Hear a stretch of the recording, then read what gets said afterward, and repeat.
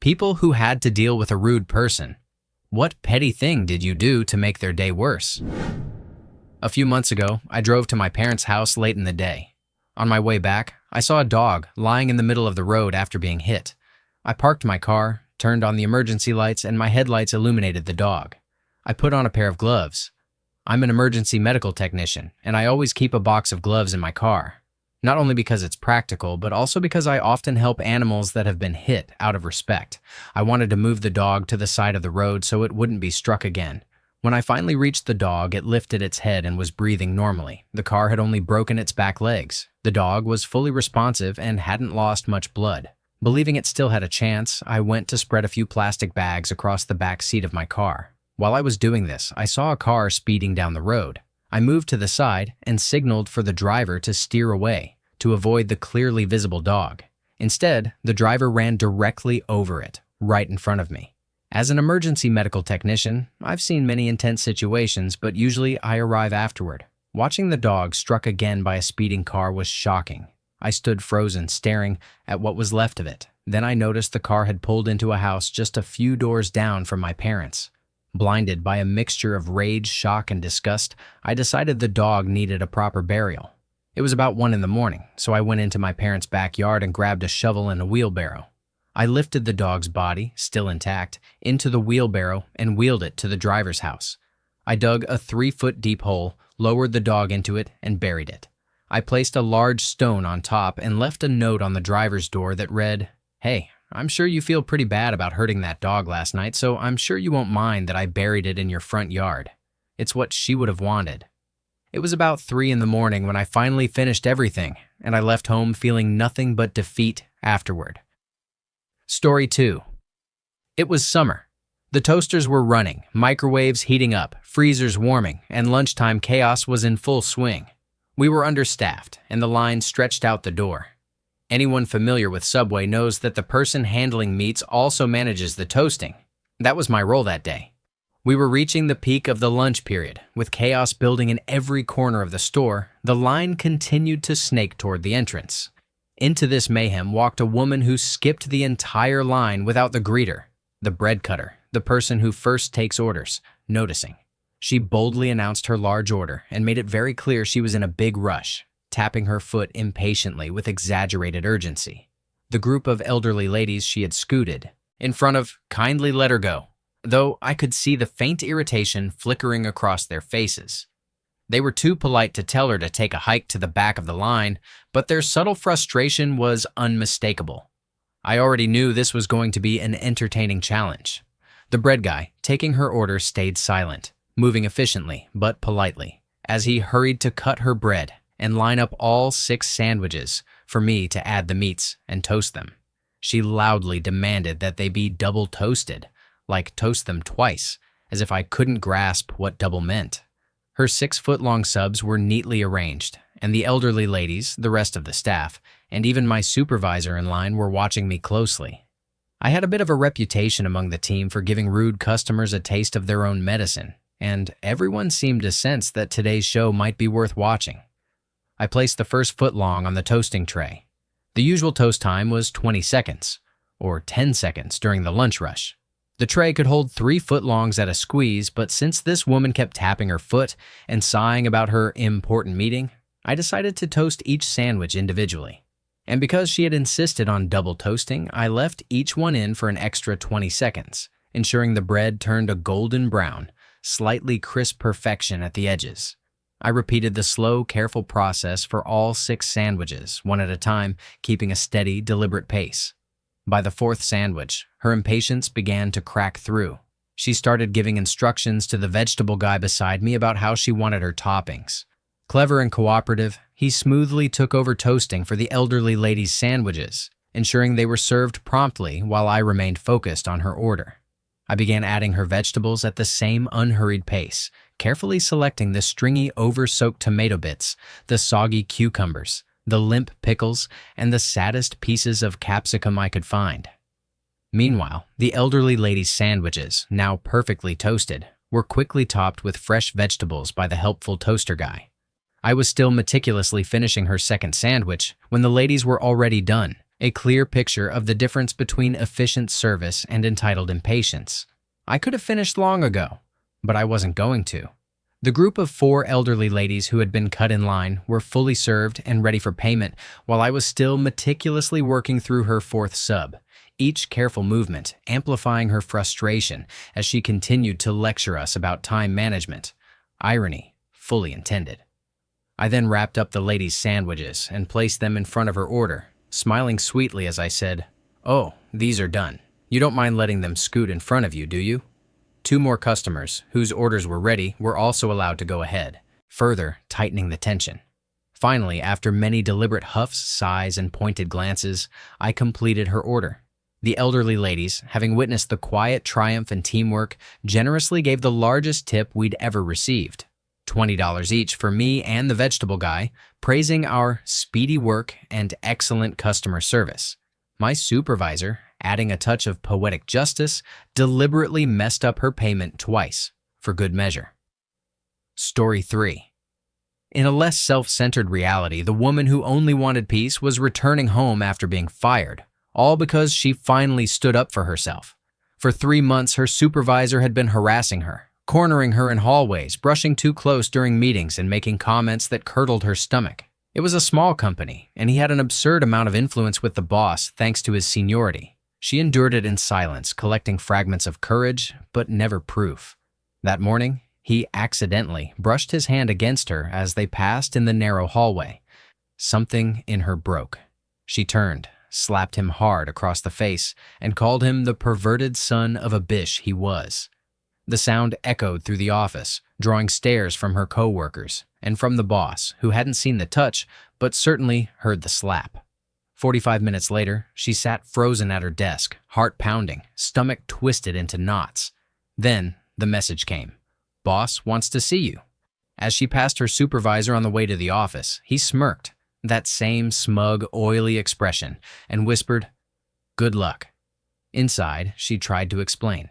She told the truth, voice trembling, eyes wet. But the boss cut her off after only a few minutes, waving a dismissive hand. "I don't need to hear this nonsense. Your behavior is entirely uncalled for, and I have known the supervisor for the past 7 years, so I will not tolerate such baseless accusations against him." She was fired on the spot. No severance, no reference, just humiliation and rage burning through her veins. She left quietly, but not before stopping by her desk.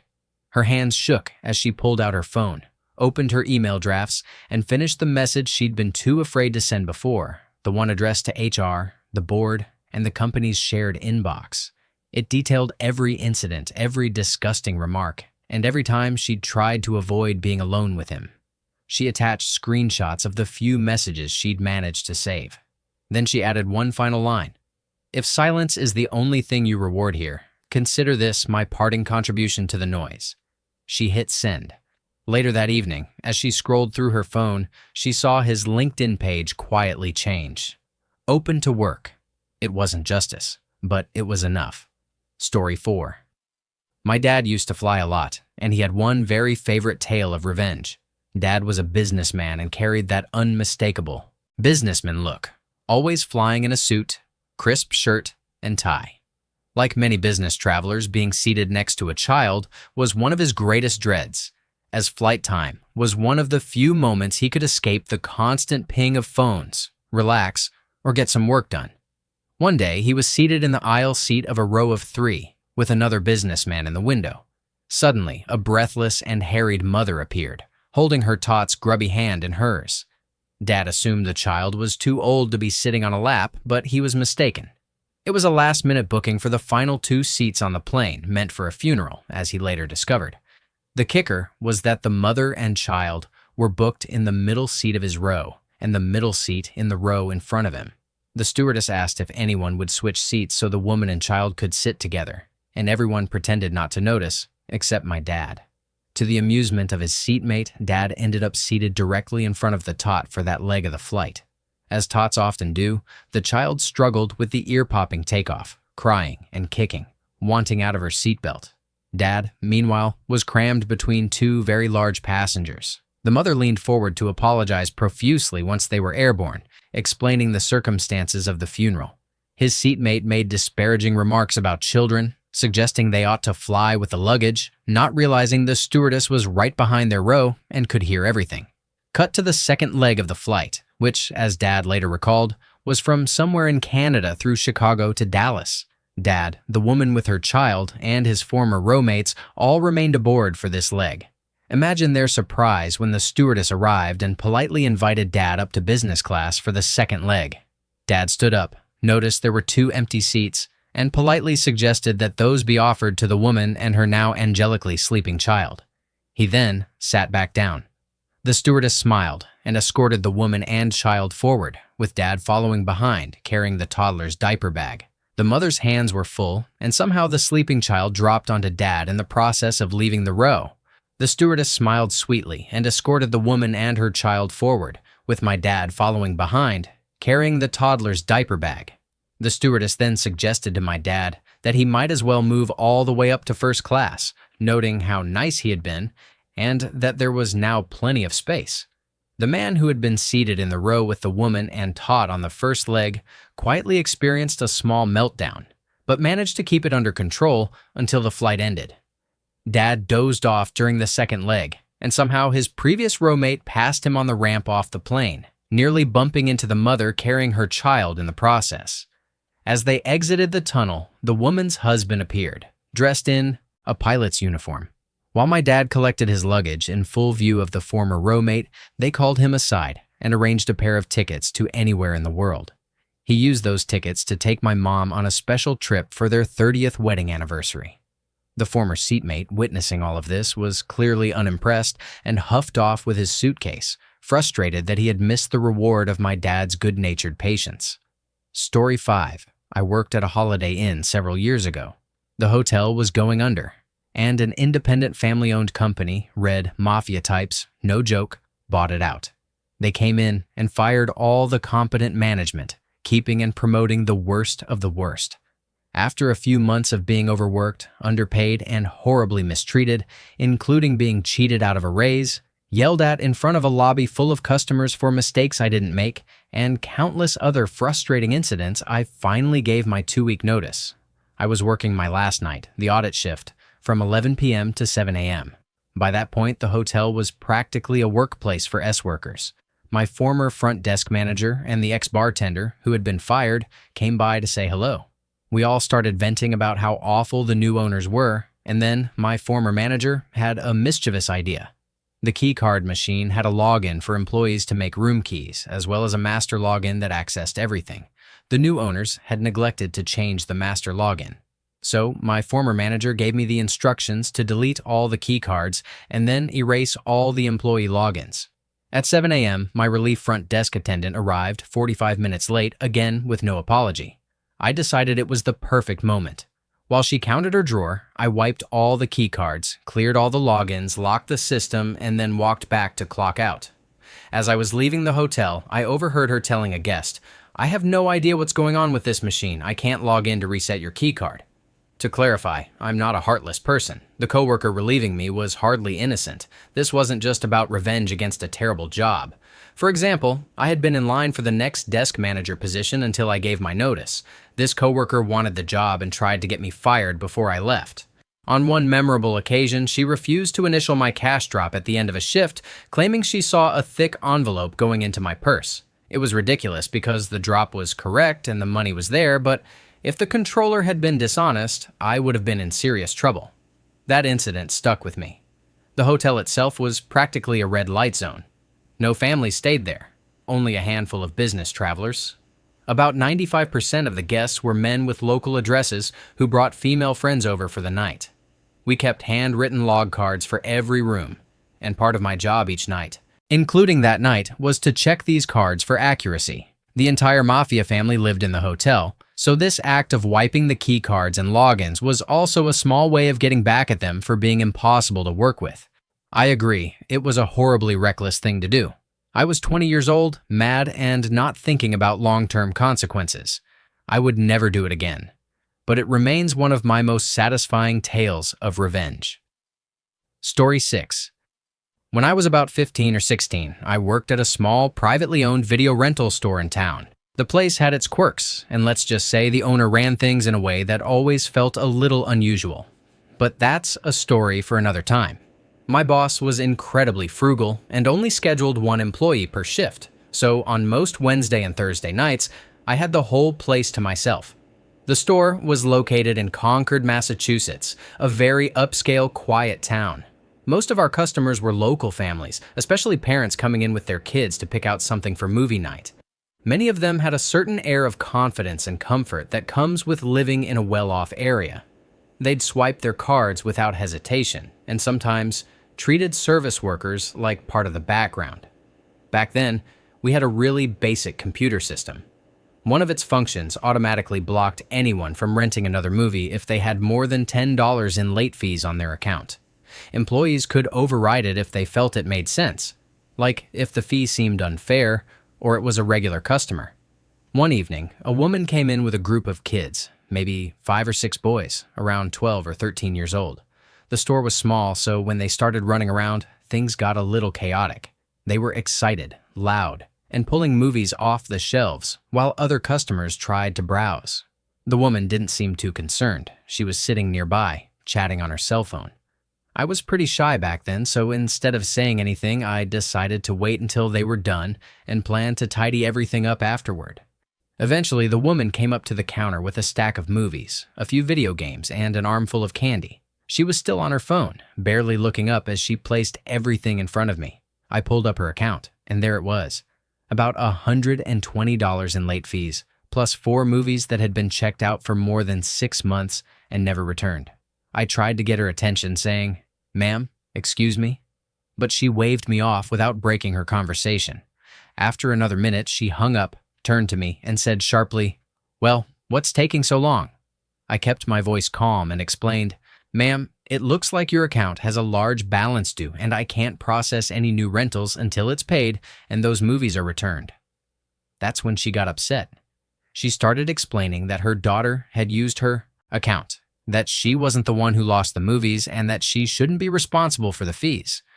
I listened and nodded, but finally said, as politely as I could, "I understand, but the account still shows a balance of $120.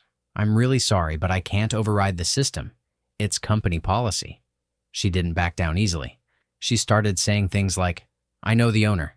He'll take care of this in no time. You'd better just let me rent, or I'll be making some calls about your attitude." I calmly explained that the owner was actually out of the country, which was true, and that regardless, the balance on her account still needed to be paid. After a few more complaints, she finally sighed and pulled out her card. Now, this was back in the day when we used a very old card reader, the kind that only worked if you wrapped the card in a plastic grocery bag for some reason. I tried running the card normally first, declined. Tried again, just to be sure, declined. I printed out a small receipt that read, "Card not accepted," and asked, "Do you happen to have cash?" She didn't, and I could tell she was getting more frustrated by the second. Eventually, she walked across the street to the bank and came back with cash, which she placed on the counter a little more forcefully than necessary. Once the payment went through, I said, "Now, about those overdue movies, any chance your daughter might want to return them so you can rent again?" She gave me a look that could freeze time itself, then left the stack of movies behind and stormed out. We never saw her again. But 15-year-old me couldn't help feeling a quiet sense of pride for staying calm and standing my ground. Maybe even teaching a small lesson in patience and accountability along the way. And seriously, screw over privileged soccer moms. I worked at a video rental store, stood my ground against a rude, entitled soccer mom with overdue movies and unpaid fees, and delivered a quiet, satisfying bit of revenge. Story 7. I work at a pub, and one night a truly bish woman came in. Calling her rude does not even begin to cover it. She was like a demon made entirely of fragments of nightmares, with a single mission: to make waitresses experience a taste of hell for servers. Working as a server teaches you to read people, not to judge them, but to understand their expectations and assess the level of attention they require. She was exactly the type who expected a server to be her personal servant. This was almost a year ago, and I had only been working there about a month. I cannot recall every small detail, but by the end of the night I was so rattled and frustrated that I think my brain blocked much of it out. It began innocuously enough, with her rolling her eyes at everything I said and asking ridiculous questions. She asked what was on the nachos, and I explained the ingredients. I did not mention olives because there were none on the nachos. In fact, there were no olives anywhere on the menu at all, yet she insisted she wanted olives on the side. I calmly told her that the nachos did not include olives, and she could not comprehend it, as if the menu was deliberately conspiring against her. The rest of her dining companions, perfectly polite people, exchanged sympathetic and what-the-heck looks after each of her complaints. It was somebody's birthday party, and I could tell she was ruining it for everyone with her attitude. Anyway, all night I hoped and hoped for any small, slight chance to mess with her. I had never spit in anyone's food, but in this case, I considered it. Though she was so rude that even that would not have been satisfying. It would have only been a personal triumph. But I wanted this woman to suffer, for her to feel it, and for her to witness instant frigging gratifying karma. She complained about the ridiculous and obscure martinis she kept ordering. None of them was made right. She complained and complained, ridiculed and sighed, and was just generally the most unpleasant person I have encountered in my life. But I did my darndest to kill her with kindness. It was almost as if she was playing a character, an absolute parody of the worst restaurant patron ever, and I half expected some guy to come out of nowhere, point to a hidden camera, and award me thousands of dollars for keeping my cool after all her crap. By about the 6th drink, these were doubles, and I finally got my chance to mess with her. I had brought her a fresh martini, and as soon as I had turned around, she, or according to her, the guy beside her, knocked over the glass, spilling the drink and breaking the glass. I grabbed a rag and cleaned it up, gathering the glass, all the while being sweet as pie. Then she said she would need a replacement, and I replied, "Unfortunately, I cannot serve you anymore." She angrily asked why, and I said, "It's house policy. Once a glass is broken, the bartender cuts off drink service." Total crap. She conceded and sat through the rest of the evening without another drink. At the end of the night, I brought her the bill, and as soon as I put it down in front of her, she yelled, "I want to see your manager," almost as if she were so upset she might cry from how unfairly I had treated her. So, I went to tell my manager, the owner and bartender, the situation. She had broken a glass after many, many drinks, so I had cut her off. He went over and completely defended my side. She told him I had been rude to her all night and that he should fire me. He did not give it any serious consideration. He simply told her that what I had done was absolutely the right thing in that situation. The best part was that he refused to take the spilled drink off the bill too. That is house policy. You break it, you buy it. Bish.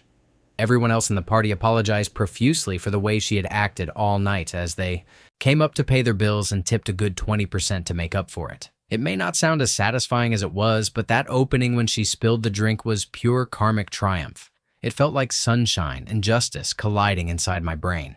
Story 8. I work as a bookkeeper at a real estate office with about 50 real estate agents. One agent, we'll call him Bob, left mysteriously sometime in the spring of 2012. Because he worked in another building, I didn't have much interaction with him, but every time I went there, he was always talking loudly and insulting his wife, making crude remarks.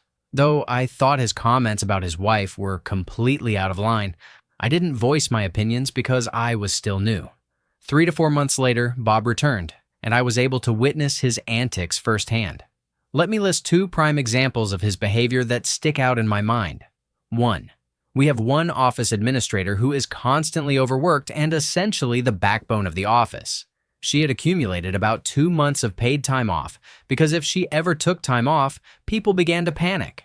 One time, she was working on a transaction where the agent failed to complete a lot of paperwork, and she rightfully exclaimed, "This paperwork sucks." Bob then replied, "I'll give you something to suck on." I could immediately tell she was having a rough day, and this only made it worse. 2. Our building is 1 story, and the front doors are glass. The front door also happens to be right next to the only color copier. One time, while Bob was standing outside smoking a cigarette, he noticed one of the other agents waiting in line with a ton of papers that were likely meticulously organized. Never failing to seize an opportunity to be an a-hole, He slammed his palms on the glass door with a loud bang, startling the agent and causing her to drop all of her papers. She was obviously furious, and Bob laughed uncontrollably while saying, "Sorry, I'd help, but I'm not allowed to bring this cigarette inside." I'm sure you can see why my opinion of Bob is extremely low. Several coworkers described him as a man-child or a lawsuit waiting to happen, both of which I think are completely accurate. Shortly after he returned, he constantly complained about wanting one of the offices with a locking door in our building, claiming he didn't have enough space in his cubicle. These rooms are a premium in our office and usually go to our highest producing agents or staff members who truly need them. One of these rooms was shared by me and the other bookkeeper. We needed a room that locks so that no one could access the company's checks or other sensitive financial data. We also had a ton of files and supplies between the two of us, and this office was perfect for keeping them all secure. Somehow, he convinced my boss to relocate us to a cubicle so he could take our office. 2 weeks after he officially moved in, his new office contained only a laptop with its charger and a Costco-sized bag of Famous Amos cookies. Being perplexed as to why this a-hole claimed to need so much space but actually required so little, I entered his office late one evening, using the master key, and confirmed that all of his drawers and filing cabinets were empty. 2 more weeks passed, and the situation remained the same. This was right around the time when he had slammed his hand against the door and made another agent drop all her things, so I didn't feel bad about what I did next. After everyone left, I went into his office, opened his bag of cookies, crushed them all with my hands, and then spat into the bag. I sealed it up and quietly exited. The next day, the bag was gone, and he seemed irritable for no apparent reason, presumably because he didn't have cookies to snack on that day. Story 9. I am a very introverted person. You need to know this to understand the magnitude of my actions here. I used to be an intern at Walt Disney World.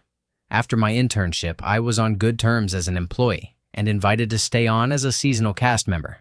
At the time, this meant I only had to work 1 shift a year, and I would still get free entrance to the parks, discounts, and other perks. I had family that lived in Orlando, so I didn't have a problem going down for a week every year and picking up a shift. One very hot day in June, I decided to visit Disney Hollywood Studios, formerly MGM Studios. This is the park that has the Indiana Jones Stunt Spectacular, where they act out scenes from the films. As I said, it was exceptionally hot, so I had been searching throughout the park for one of those Mickey-shaped ice cream bars. I finally found a stand that sold them. This stand was directly in front of the IJSS, and it also sold alcoholic beverages, so there was a bit of a line. Welcome to Disney, as they say. While I was waiting in line, a group of 20-somethings got in line behind me. I ended up listening to their conversation. There were, I believe, 4 of them, and they intended to go see the Spectacular, which was already seating people. This is a popular attraction, and seats fill up very quickly. 2 of the group decided to hold seats, while the other 2 got drinks. They still needed to hurry, though, because they do not allow people to enter after the show has started. So, these 2 women behind me are talking. One of them is quite irritated by the length of the line. I just rolled my eyes because, dude, it's Disney? What were you expecting?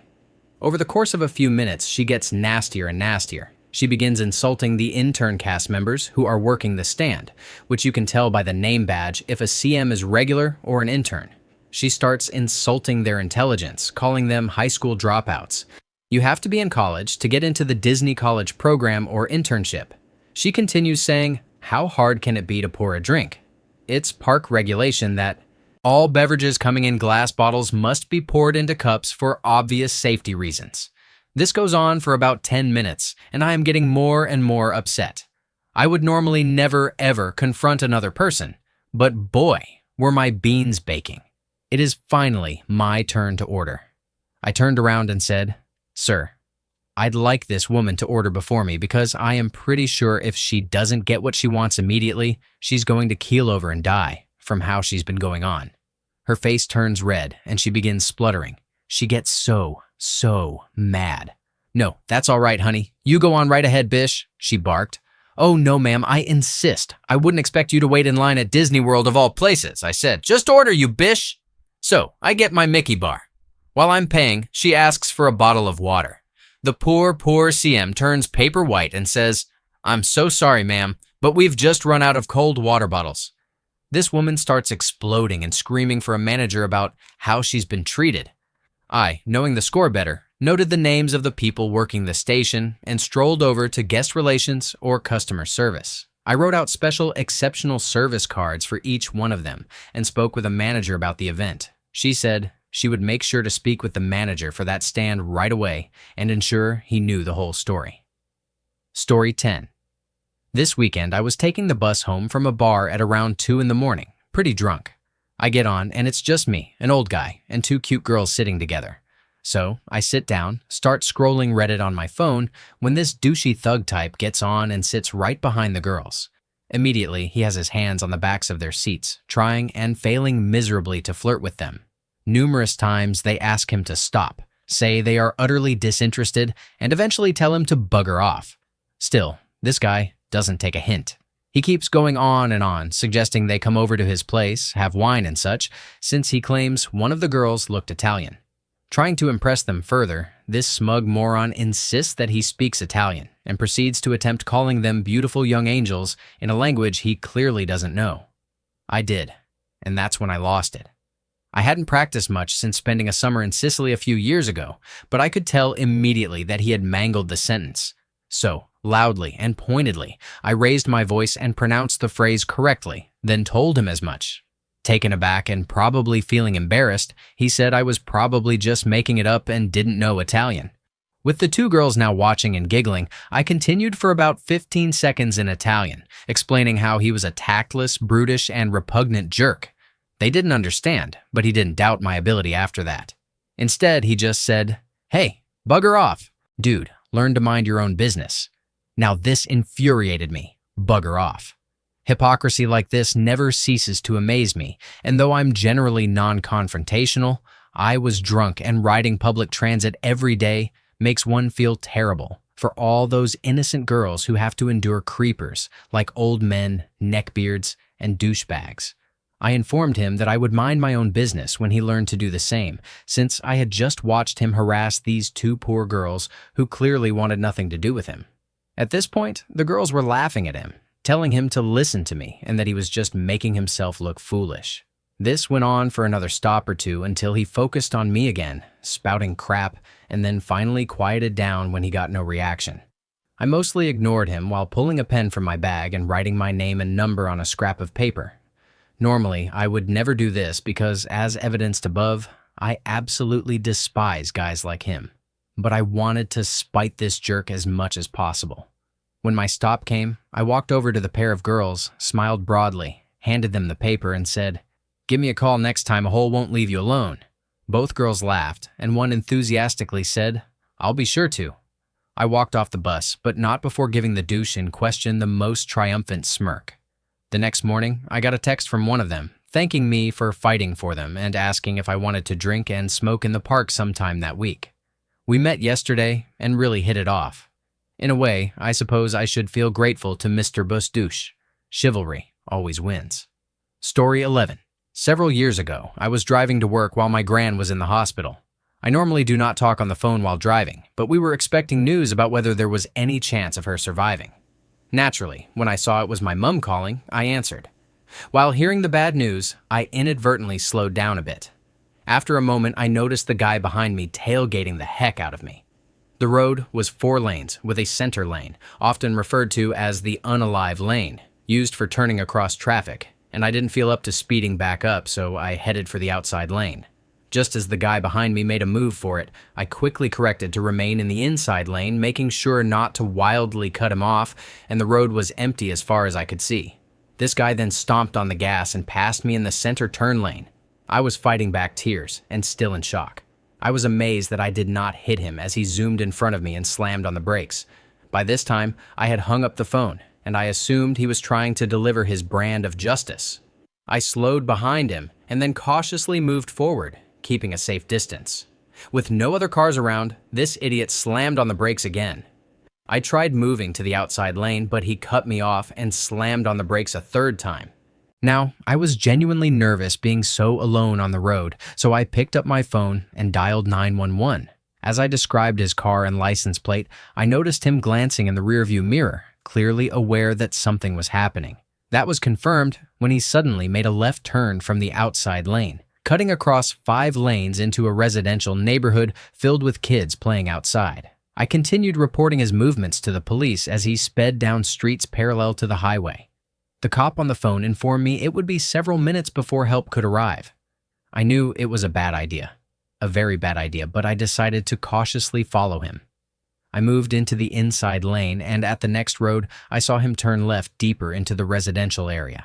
I followed at a safe distance, reporting as he weaved left and right on narrow streets crammed with children on bikes and skates. As the chase continued, the distance between us widened, and I was growing increasingly anxious about his reckless speed. Eventually, he rounded a corner and came upon a family in the middle of the road, clearly teaching their child to ride a bike. He was going so fast that the only way to stop was to slide to the right, and he ended up parked across the road. The parents stared, white-faced, as he jumped out and charged at me. I reported everything to the cop as I frantically reversed and managed to get back onto a main street leading toward the highway. Several blocks later, I saw him fly across the highway with 2 police cars in pursuit. I like to think he got what he deserved, but in reality, I was just lucky he did not have a gun. I probably would not be here today if he did. Story 12. Last week, I went to a car dealer almost 6 hours away to pick up a car. I wasn't too far away from the dealer heading home when I saw a black Merc C-Class with one working daytime running light, weaving and darting around, rapidly closing the distance. The driver and her passenger finally caught up and passed me. Ugh. Ontario plates, now I knew what to expect. She didn't disappoint either. Any sign of a turn in the road or a bridge, and she slammed on the brakes down to 65. Once clear, she gunned it back up to roughly 80, all the while driving like she was giving her passengers some kind of physical pleasure. I was hoping she didn't crash, simply because I didn't have a camera recording. At least a few road changes were coming up for me, so I planned to jump between some interstates. I'd lose her there. Nope. Around 90 miles later of playing leapfrog with her, I watched a semi almost flatten her because she tried to pass in the slow lane, couldn't get by, and then just sat in his blind spot for several miles. I was happy for him that he saw her because that would have ruined his day, and happy for me because I would probably have had scratches on my new car from flying debris. The century mark passed, and we were now in New York. C-Class a-hole was still with me, falling behind and rocketing ahead intermittently. Let me set the stage for you. I was in the fast lane with the reckless driver behind me. The slow lane was mostly semi-trucks with a few cars sprinkled in. I could have moved over at any time to let her pass, but the openings were too tight, even for her to squeeze by. New York had set this section of Route 81 at 55 miles per hour, so the slow lane was moving roughly 60, and I was going 65. Got that mental picture? Good. All of a sudden, the V1 goes absolutely wild. 2 strong KA signals dead ahead. We got a little farther up the road and I could see the turnaround. They had to be tucked in there. Now, I could have been nice. I could have stayed in my lane to block or tried to warn her. No, the situation was too perfect. The driving gods were with me 100% on this trip. This was meant to be. I held off as we approached. I could now see that it was 2 cops side by side talking. I could only hope that they were actively paying attention to their firearms and not just chatting. We got about 300 feet away and I slid over. Predictably, she rocketed past me. I estimated she hit at least 80. About 50 feet from the cops, she slammed on the brakes. Oops, I think they noticed. She slid over in front of me and slowed down to 60 with the rest of the traffic. I just cruised behind her because I wanted to watch the fun. I was hoping so hard to see the lights in my rearview mirror. I had the strangest thought that this was the only time I ever wanted to see flashing lights behind me. We were cresting a hill, and I would lose sight shortly. My smile was fading. Just as the cops began to dip under the hill out of my sight, I saw them. Glorious blue and red flashes lit up the road. My smile was enormous. I hoped she could see me laughing my buns off at her. Stady came flying up the road, all lit up, and floated next to her in the fast lane for a bit to run her plates. Half a mile later, he slid in behind her to end the chase. I simply passed in the fast lane and continued on my merry way. Story 13. I am a manager at Tim Hortons, handling coffee, donuts, and all that, and I have a few drive-through stories. I'll share 2 of them. First story. There was a woman taking orders in the drive-through. This involves wearing a headset, listening carefully to each customer, typing in their order, and relaying the total.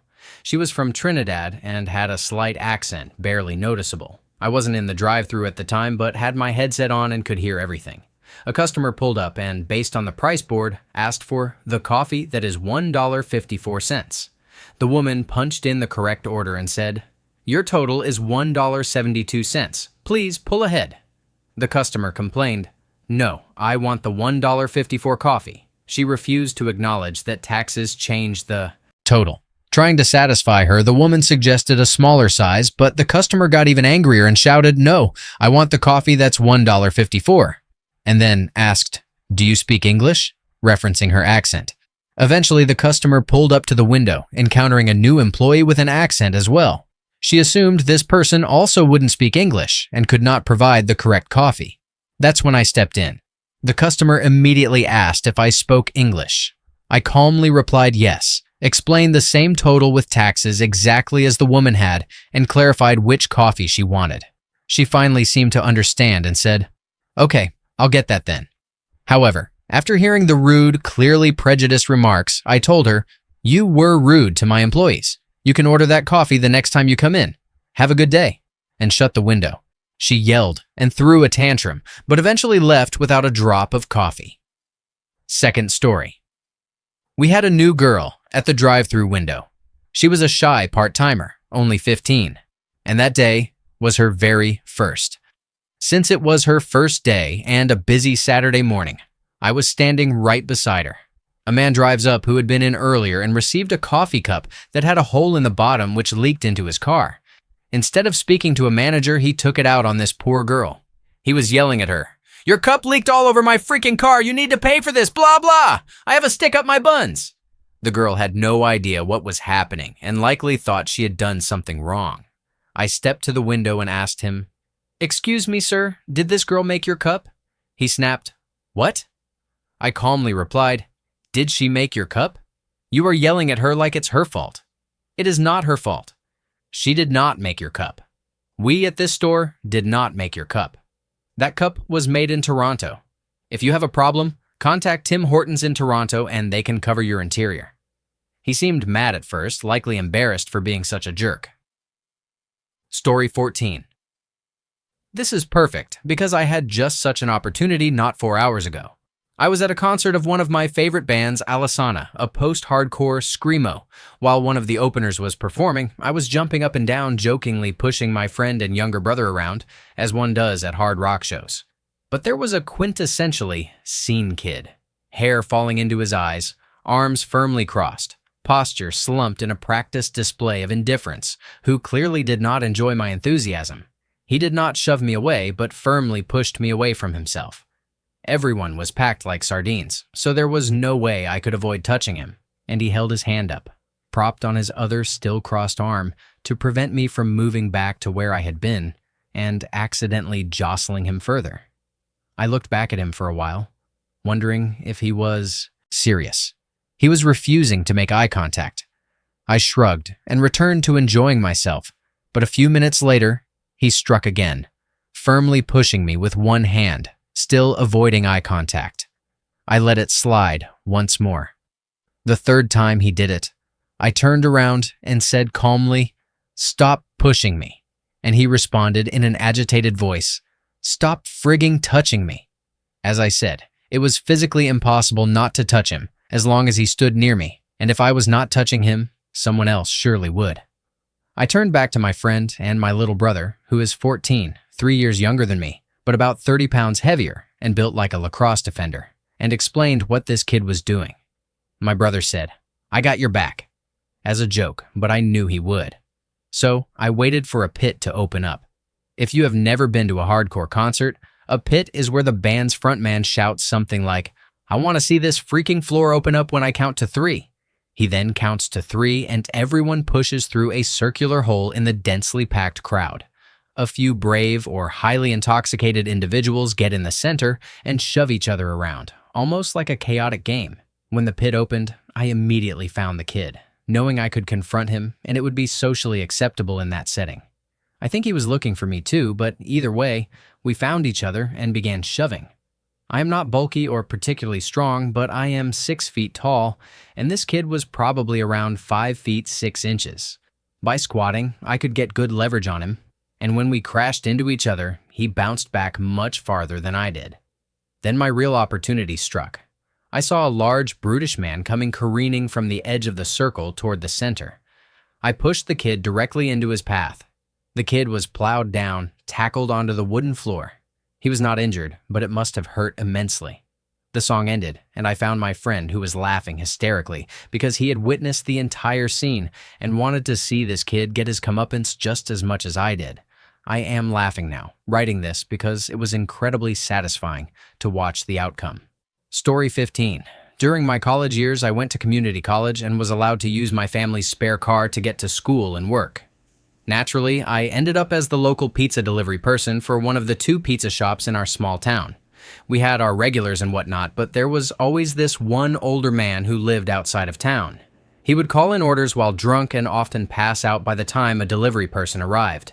This was just before everyone had a cell phone, so if he didn't answer or was asleep, we were supposed to return the pizza to the store. Whenever he placed an order and passed out, he would often be awakened by one of us pounding on his door, only to complain that he was sleeping, and then grumble that it took more than 30 minutes, never leaving a tip.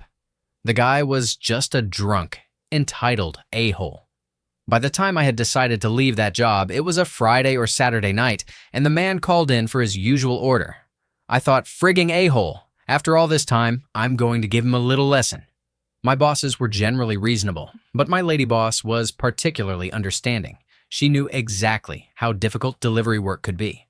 On a side note, we bore the brunt of bad cooking, wrong orders, incorrect addresses, or complaints when someone called in.